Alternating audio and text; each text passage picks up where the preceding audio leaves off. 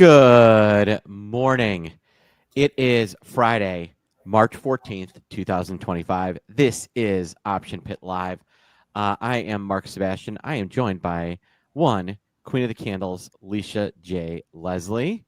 And this is our weekly show where we break down everything you need to know about what's going on in the markets. Good morning, Licia. How are you? I'm well. How are you, TGIF? Good morning. Yeah, I mean, while this week has definitely been a challenge for a lot of people, um, we absolutely fall apart yesterday. Currently, we're running up 50 points, which is pretty crazy.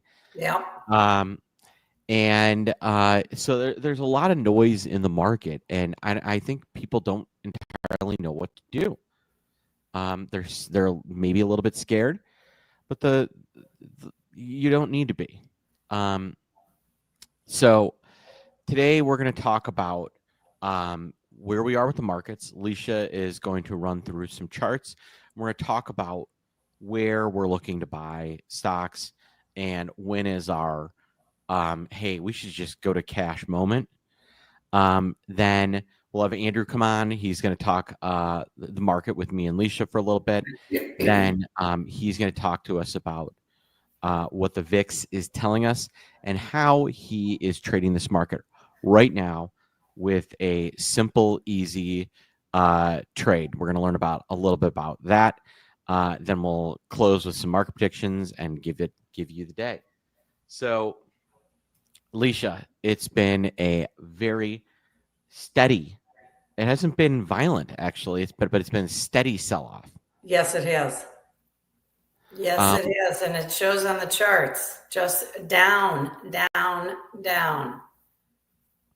Yeah. And, the interesting thing is we've dropped 10%, and we have not had a candle bigger than December 18th in the S&P 500, which December 18th was a pretty violent sell-off, but then led to a massive rally, right? We rallied another 350 points. So why do you think that we're kind of feeling this kind of slow, steady decline, and we're not seeing any violence out of the market? We had a close day to that December day. Monday. March 3rd, right? March 10th. We were down 200, and then at the end of the day, rallied 50 bucks. Yep. Isn't that what makes it so hard, right? If we knew we're just going down, which is, the charts are telling us, it'd be so much, it would be easy. But it's those whipsaw rallies that just, what we call the rip your face off rallies, that make it hard to hang on to your puts. Yeah. Right? Because any one of those could be the turnaround. Any one of those could be the day that, okay, we found the bottom. And I feel like everybody's looking for that bottom. You're right.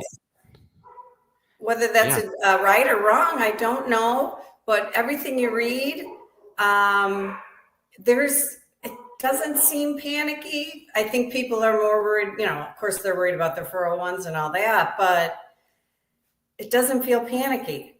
No. Does it, or am I wrong? No, it's been slow and steady. And, it's been obviously led by the Mag 7. The market itself, I mean, if you look at the Dow Jones Industrial Average relative to the S&P, top to bottom, your Dow is doing a little bit better. We'll look at some of these charts, but I think what we're seeing is there's a little bit of growth concerns, and you're seeing a valuation reset. The price earnings ratios on the top 8 names, right? Apple, Amazon, Microsoft, Meta, Nvidia, Google, Tesla, and Broadcom, and who am I forgetting? I think I got them all. Netflix and Netflix is kind of in that group and moves that group. Their price earnings ratios had gotten completely so how much they make versus how much they're worth had gotten really, really, really, really expanded for a mega cap. Well, doesn't the growth question comes in because is the government keeps telling us they're going to cut back this massive amount of spending, right? Yeah. So that's where the growth concern comes in. Can the economy, can the market stand on its own without all that government support, right? All that extra cash, all that extra money, which Right. to me seems like a good thing to stop the meddling, stop the Fed, stop, we have to have some kind of interest rate. We can't go to zero. That is not normal. There No. has to be an interest rate. So just let it all flush out. And if we do have a decent economy, things should work out okay. We could move lower from here, waiting for that. Who knows how long it'll take because it's been so long since we've been on our own, right? When's the last time the market was on its own without all that? I don't even know. Before 08? 1995. Oh, 95. Okay, there you go. 96, something like that. Since right. The market was last time the market was normal was right before the dot-com bust. There you go. Yeah, that makes sense. Right. But yeah, so I think they're resetting the growth expectations, they're resetting valuations, they're resetting interest rates. So the market is just trying to find itself. That's why this isn't violent. There's nothing that is like overtly scary. Yeah. It's just a slow reset, right? It's like watching your kid grow up and through his teen years, and that transition from kind of a jerk to mature young man. I don't know if that rings true with you. Of course. Or that day that voice dropped and you're like, whoa, who are you this morning? Yeah. So I think it's just it's a resetting. And, the good news is that because this is not some, it is fundamentally important because these valuations have gotten so high. However, it doesn't stop long-term the market going up because eventually these valuations will be set where they belong and they'll start making, and the money will grow up. But it's been a major reset. But you forgot also, this is America. This is America. Stocks go up. I almost forgot that. Apple is down to a 30 PE. I think that belongs in the low 20s. So I'm just going to run through where these stocks are relative to where I think they should be. Google is probably fairly valued here. It actually looks like there might be some value there. Meta doesn't look ridiculous. Microsoft probably could drop another, its price earnings about 30. I think it could pull back a little bit more. Nvidia is probably getting near fairly valued. Amazon is getting near fairly valued, down to a 35. When was the last time you heard of Amazon with a 35 PE? I'm not sure when that was. It's never. Tesla still sky high, but could keep going because that's the way Tesla is. And then Broadcom's in that growth stage, so it could be kind of interesting there. But that's what I view. And so now, what people want to know when they're looking through this, and this is why, it's so great that you're on the show every week, is when can I start pecking, right? Yeah. There are people with cash on the sidelines, and they want to know, when do I start buying a little bit of stock? So what are you seeing in the markets? Just as a chart analyst, just as looking at, a change, we're looking for that change in trend. We're looking for that bounce. Now, for me, I always wait for the confirmation. I need proof. As they say, let the market price reveal itself to you before hopping in.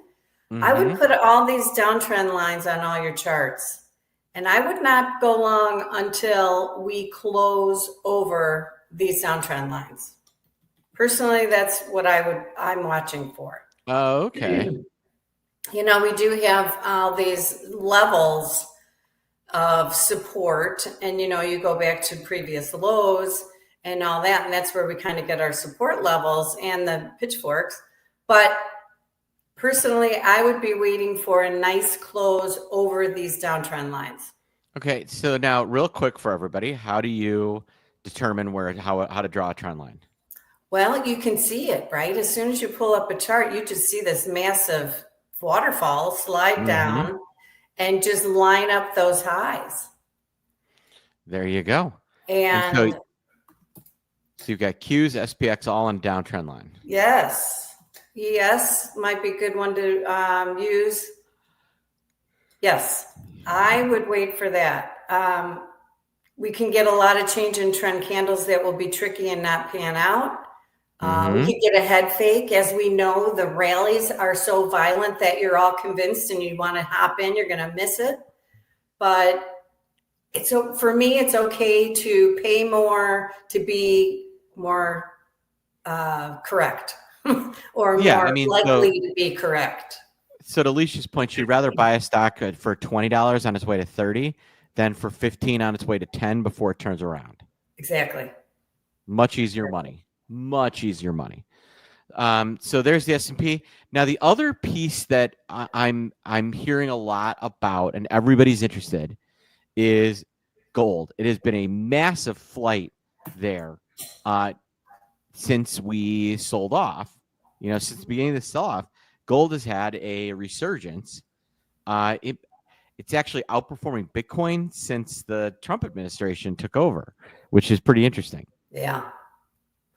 Well, look at the chart here. I do have today's high stopping out at 3,005 basically. That is the top. That is the top of my channel here. That stopped it before, and it pulled back a little bit. What's interesting is your MACD just today is turning bullish. Oh. That says a lot, right? You're just turning bullish on the MACD, which says this could probably trade up to the top of the pitchfork. 3,100, 3,112. Oh, wow. Just getting started, maybe. Yeah. So there you have it. Licia is still bullish gold. And she explained exactly how to build a trend line and follow it and what she's looking for the rally. Let's bring in our own Vicar of Volatility, the Viking of the VIX. He is Andrew T. Giovinazzi. How you doing, Andrew? I'm here. How you doing? Happy Friday. Andrew. Good morning, you guys. I'm not sure how I feel about that beard. I don't dislike it, but I'm not sure I like it yet. I got to see it fully formed. Only half baked. Let's put it this way: by the middle of April, it likely will be gone. No, there you go. The only thing I would say, Andrew, is you don't have one gray hair on your head somehow. I don't know how. You don't have one gray hair on your head, but you're a little bit gray here. It is. You don't have that baby face. Yeah, it takes a little of the. It ages me considerably, I believe. All right, so. Licia, you got to send him some Just for Men beard. Yep. Yeah. That's all I need. I can imagine the students when I show up with a black beard. That'd be hilarious. What they would say. Yeah. So Andrew, I don't know if you caught the discussion that we were just having about these markets, but Licia's laid out some pretty interesting that trend line that she's drawing on this downturn is I think pretty interesting. Do you have any thoughts on this market? Well, a couple things. So one is we had pretty light inflation data, didn't we, this week? Yeah. Yes. And normally that would have caused a rally. Now it caused, I think we made new lows on the data, correct? We made new lows yesterday, yes. So the policy, I would say, coming out of the White House is like, okay, we're going to kind of, they want rates lower because they've got to roll some debt. And they're getting it. I think the market rightly is like, well, maybe we shouldn't be at all-time highs and all of our Q stocks shouldn't be at all-time highs if we're going to try to slow things down, cut government spending, which I think all these things in the long term we can agree are probably pretty good, right? smaller government, like, I think this is the first group I'm for big government and lots of entitlement programs. Right. So let's see if it all happens, basically. But one thing is for sure, and you could see it, I think, in all of the earnings, like Adobe, for instance. What is AI going to do to software companies? What are the earnings going forward? They're all pretty nervous. So, and if you're, and you look at your retirement account, like even if trading, you're making some money on some puts or, a couple of positions along some VIX, you're like, woohoo, but your retirement account, you're like, whoa, so, and the steady amount of selling is just, I believe the market is repricing. Like a lot of the fluffy stocks have been hit pretty good. Doesn't mean they can't go down more, but I mean, they've taken a lot of fluff out of the stocks. And I like what you said about the Mag 7, Mark. Some of them are approaching. I mean, again, they're still huge growth companies relative to the size, but now the multiples are getting like somewhat reasonable, right? With the market down here. So, and then I guess the last point is gold is all of a sudden the Europeans are going to borrow money for defense, right? Because of this Ukraine thing. Well, let's see how that all turns out. But I think that's another reason why, okay, that's more, that's going to devalue currency a little more. And money is going to the placing. Like I can see if you were a speculator in the old days and you bought some Bitcoin at 10,000, but at 100,000, do you really, how much Bitcoin you want to buy? Right. So I think we're running up against that a little bit. Yep. And so gold's a haven. It's a safe haven again. And bad news is bad news. I think I can't remember the last time we had a negative month over month PPI number. So so again, new administration comes in trying to lower rates. He has all these crazy ideas, but a month in, everybody's so freaked out, they're lowering prices. Yeah. So Licia, we didn't talk about Bitcoin. What do you think about where are you with crypto here? Looks like it might have found a floor here. It's trying to. We got a little double bottom on support, but it is a massive, like, rounded top. Again, draw that downtrend line and wait for it to cross it. All right. Well, Licia, thanks for popping in and giving everybody kind of a battle plan on when to go long. We know that's important. And you have yourself a great morning. Have a great weekend, guys. Bye-bye. All right. So Andrew, with everything going on, I think one of the things that confuses people is why isn't the VIX 40? Right? That's an excellent question. And I think a lot of people want to know, so my question is, and I'll chime in as well, but what do you think the VIX is telling the market right now? And what do you think the VIX, maybe the VIX isn't telling it. What is the output of the VIX, which is a reaction to the movement in option prices, right? Whether people are buying and selling. VIX goes up when there's more option buyers than option sellers. VIX goes down when there's more option sellers than option buyers. So what is the movement in option prices telling you about where we are in this cycle of a sell-off? So I think the bigger, the simple answer is this steady sell-off is priceable, meaning, you have the VIX is ultimately, if you look at it, VIX is the at the money volatility for a 30-day option, right? So, and the market right now is pretty comfortable with the 28.30, which is going to generate the straddle. I don't know, what is it, 250 or something for the straddle? Right around there, maybe a little more. I got to look, but maybe 253. So straddle being the SPX. The at the money call and the at the money put added together. The money put together, right? So you're looking a month ahead, and when you were a market maker and you were short lots of gamma, what's the thing you hated the most, right? You could handle the market just every day just kind of grinding down, right? Because you just sell more stock against it. But the thing you really didn't want was the rip, right? Yeah. Rip up. So I think part of the pricing currently is SPY could go back up. It just, I think from a pricing point of view, it doesn't appear like we're going to go to 6,000 anytime soon. We're going to kind of sit down here for a while, grind lower, and see how far the selling takes us until there's maybe the Fed reporting next week, FOMC. That typically does lead to a little rally.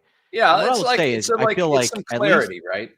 Yeah, I feel like this segment of this sell-off might be, sell-offs can take a little bit, right? Yeah. I'm not convinced that this is a long, drawn-out sell-off. But what I am relatively convinced is that the front end of whatever we're on is over. Things are going to start slowing down. If we were going to crash, it would have been this morning. Yep. And that didn't happen. So, the fact that we had a pretty ugly Thursday, didn't get, but we're not getting through on Friday. We've actually had an up day in the last week. VIX has dropped significantly, even as the market is lower. That tells me that things are drawing to a close. So keep an eye on Licia's trend chart. But, so here's the problem, though, timing that rip, right? We all know that a rip is coming at some point, right? A crazy rip. Or maybe I'm wrong and we absolutely tank. Andrew, if only there was a way to consistently make money out of this market and not worry about whether it was going up or down. And, if the market tanks, you did great. And if the market rallies, you would do great as well.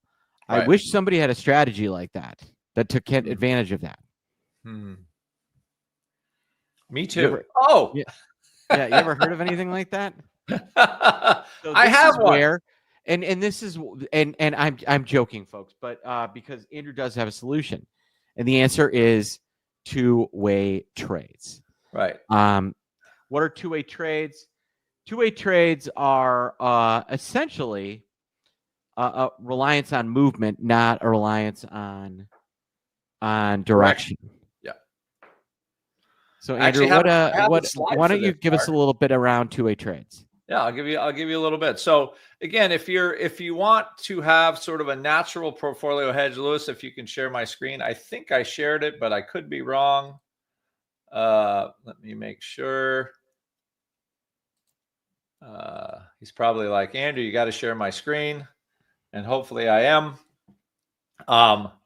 So the idea real simply is this: I trade SPY and VIX because they're basically a perfect opposite pair. Well, as perfect as you can get, like you think Google, Amazon might be a pair, or gold, dollar might be a pair. But to be honest, the best one is really SPY and VIX. So as you can see, as the SPY declines, generally VIX rises. You also have many periods here where VIX drops quite a bit. So the idea of a two-way trade is you basically use your potential in the VIX to pay for your SPY options, and then you just let the market play, so to speak. And that's the idea of a two-way trade. It also acts as a natural, like, contra portfolio hedge style, because I'm always long SPY put spreads or some VIX calls in the strategy that I put on every week. So by taking advantage of this, the relationship between SPY and VIX and the VIX futures, and also the fact that SPY moves. Now, I got a question for you, Mark. How often, how many times, let's put it this way, over a 30-day period over the last 10 years, how many times did the SPY not move greater than 2%? 10. 5. Oh, wow. All right. Yeah. So it always moves 2%. So basically, I think it's 96% where the SPY moves at least 2% over 30 days. So month over month, it is a pretty predictable pattern. And I just need my SPY and VIX to pay me on the 2% move. Gotcha. And that's the idea. Check out weekly profit cycles go to optionpit.com and check it out. But that's the idea of the strategy. It has a great track record. I trade it all myself with my students every week. And it is a way to learn how to trade the SPY and VIX, kind of act like your own hedge fund, and have some fun with it. So there we go. Absolutely. That class today. You know, I keep telling people these are a awesome trade for right now. Would you just give a minute on why is this the perfect trade for right now? Well, mostly you just don't know what's going to happen day to day. So right now I'm a little long VIX and a little long SPY for this bounce. So, and if we get enough of a lift here, I'll just, take my SPY calls off and I'll have some VIX call spreads for, hopefully very little money. And then we see what happens with VIX. Who knows what happens Monday. So the idea is the market's moving one way or the other, and you're taking off the piece that's paying when the market moves. So you don't have to, catch a particular direction in SPY or VIX because they're generally moving in opposite directions. You just have to close the piece that pays you. So it becomes just a strategy of closing. And again, it leans on the fact that SPY should move at least 2% over a 30-day period. Yeah. So it's moving like 2% a day right now. Yeah, right. Exactly. That's another reason it's moving 2% every day. So you definitely have quicker potential closes with every position. So it's kind of cool. It's very cool. Yeah, it's the perfect strategy because if we get that face ripping rally, because it's got two-way trades, the bullish side of the trade makes a killing, and then if we wake up and the market has completely crashed, because it has that long volatility portion to it, you're going to be extremely happy. So it's a trade that takes advantage of us not knowing when the rally is going to happen, us being willing to accept the sell-off and letting it work in our favor, and then finally the fact that these moves have been violent. So it's worked out. And if you'd like to join two-way trades, you can click the link or you can call us 888-872-3301, and you can learn all about how to execute two-way trades. Andrew, it is 8:30. It's our the market is opening up 50 points. What are you thinking? I think we'll probably try to get up maybe 75 or 80 today, something like that. I would be surprised if it held, to be quite honest. If I could close some upside today, I will. Yeah, I mean, the level I want to see clear is 56.15.71. Okay. In the cash, that's my 9-month-old trend line that we just crossed to the downside. But we're currently 55.70, up about 50. Felt like we might legitimately fall apart yesterday. What's interesting is, we're up 50. VIX not really down that much yet. No. So keep an eye on that. Keep an eye on that. And, keep an eye. I'm not fully convinced this thing is for real, folks. Yeah, exactly. We got a little time. We need some you need some kind of good news. Something has to be a little more positive. Yeah, don't let this market play rope-a-dope with you, folks. All right. Well, Andrew, once again, we want to invite you to join Andrew in his two-way trades and take advantage of the market. I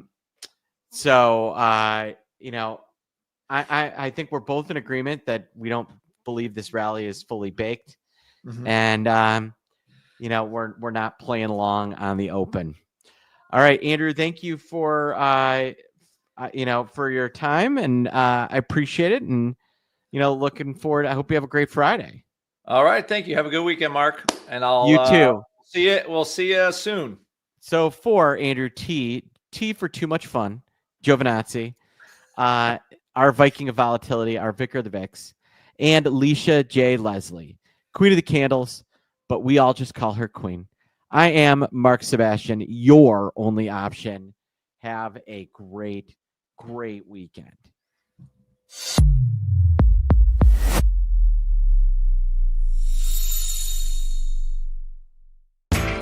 You know how the financial world goes. Here comes the buzzkill. Please make sure to take some time to read this boring disclaimer. We will owe you one.